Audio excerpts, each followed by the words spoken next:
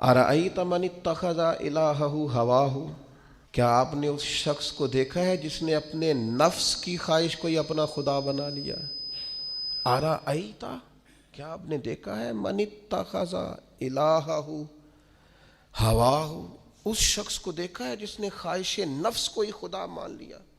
نبی پاک صلی اللہ تعالی علیہ وسلم نے ارشاد فرمایا، آسمان کے سائے کے نیچے اللہ کے سوا پوجے جانے والے معبودوں میں سے سب سے سنگین اللہ کے نزدیک وہ معبود ہے جو لوگ اپنے نفس کی خواہش کو معبود بنا کے پوجتے ہیں۔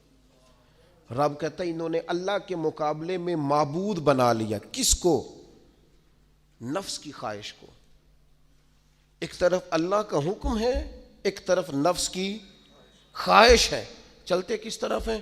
رب کہتا ہے انہوں نے نفس کی خواہش کو اپنا معبود بنا لیا، اللہ کا حکم نہیں مانتے۔ میں آپ سے ایک بات پوچھتا ہوں، جنازے کو بھی نماز ہی کہتے ہو نا؟ اس کا پورا نام کیا ہے؟ وہ بھی نماز ہے، اور فجر والی بھی نماز ہے۔ کتنا دوڑ رہا ہے بندہ، محلے کا ایک علاقے کا ایک بااثر آدمی انتقال کر گیا، دوڑ رہا ہے، چھٹی لی ہے، بھاگا آیا ہے، جلدی سے وضو کیا ہے، جنازہ پڑھنا ہے، لمبا چوڑا رش ہو گیا، صفیں گنی نہیں جا رہی، سر گنے نہیں جا رہے۔ یہ کس لیے آئے؟ کہتے ہیں نماز پڑھنے ہیں جنازے کی۔ اگر تو آئے ہو نماز پڑھنے تو فجر بھی نماز ہی ہے، ظہر بھی نماز ہے، عصر بھی نماز ہے، مغرب عشاء بھی۔ اگر تو نماز پڑھنے آئے ہو تو بتاؤ یہ والی چھٹی تم نے 5 نمازوں میں کیوں نہیں لی؟ اگر تو آئے ہو نماز پڑھنے تو پھر بتلاؤ یہ والا اہتمام فجر میں کیوں نہیں ہوا؟ یہ تم نماز پڑھنے نہیں آئے، یہ ہم اللہ کے حضور حاضری دینے نہیں آئے۔ یہ وہ جو سیاسی رکھ رکھاؤ ہے، یہ جو ذاتی یہ نفس کی عبادت ہے، یہ اللہ کی عبادت نہیں ہے، یہ خواہش نفس کی تکمیل ہے۔ یہ رب کی عبادت، یہ تو اپنے خواہش کے پیچھے دوڑے آئے ہو۔ مجھے بتلاؤ نا۔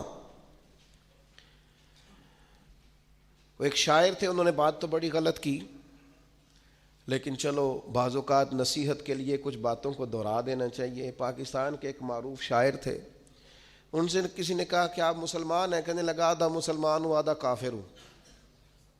اور کس طرح؟ کہنے لگا اسلام کے اندر خنزیر بھی حرام ہے اور شراب بھی حرام ہے، لیکن میں خنزیر نہیں کھاتا، شراب پی لیتا ہوں، معاذ اللہ ثم معاذ۔ کہنے لگا خنزیر سے مجھے نفرت ہے، شراب میں چھپ کے کہیں کونے میں جا کے پیتا ہوں، تو آدھا مسلمان ہوا نا۔ کہ اگر تو میں دین کا حکم سمجھ کے نفرت کروں تو پھر جتنی خنزیر سے کروں اتنی شراب سے بھی کروں۔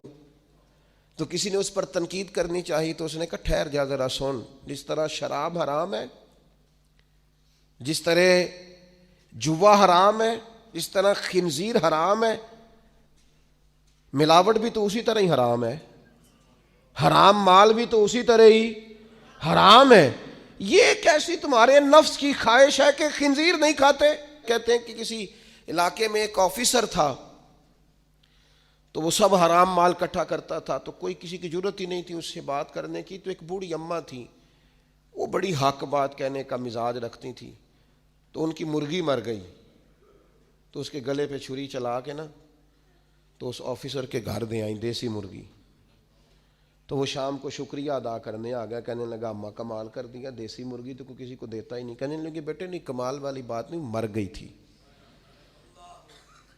تو وہ ناراض ہو گیا، کہنے لگا مر گئی تھی تو میرے گھر کیوں دے دی؟ کہنے لگی سارا محلہ جانتا ہے تو سارا حرام کھاتا ہے۔ تو میں نے کہا یہ کروڑوں حرام کھا گیا تو کوئی مشکل نہیں، تو ایک مرغی سے کیا تکلیف دے گی؟ تو وہ اللہ نے اس کے دل میں بات ڈالی، اس کو اثر ہوا، وہ رونے لگا، کہنے لگا بات تو ٹھیک کر رہی ہے، کروڑوں روپیہ حرام کا آئے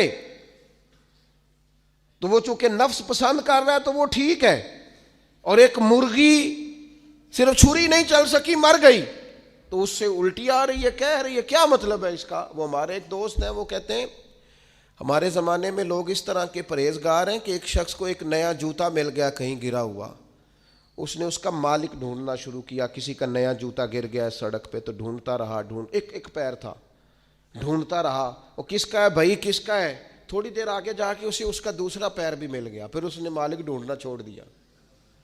پہلے وہ نیک تھا، کیونکہ ایک جوتا تھا نا، پہن نہیں سکتا تھا۔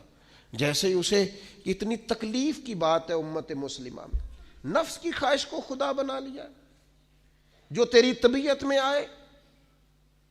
ویسے ماں باپ کو تو وقت نہیں دے سکا، ویسے اگر تجھے کہا جائے کہ ماں باپ کی طرف سے کسی یتیم بچے کا خرچہ اٹھا لے، وہ تو نہیں اٹھا سکتا۔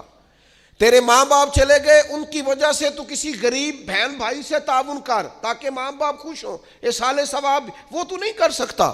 دیگیں چیلم پہ 50 پکیں گی، جو کہ پتہ چلے نا برادری کو کہ جناب نے چیلم کیا۔ یہ نفس کی خواہش کو خدا بنا لی۔ سیاسی افطاریاں ہو رہی ہیں، کسی کی نیت پر شک نہیں، اچھی نیت سے لوگ افطاری کراتے ہوں گے، لیکن وہ گھروں کا بھی تو ہمیں پتہ ہے نا کہ جہاں لوگ آٹا بھی اس لیے تھوڑا پکاتے ہیں کہ کل بھی اس کی ضرورت ہے۔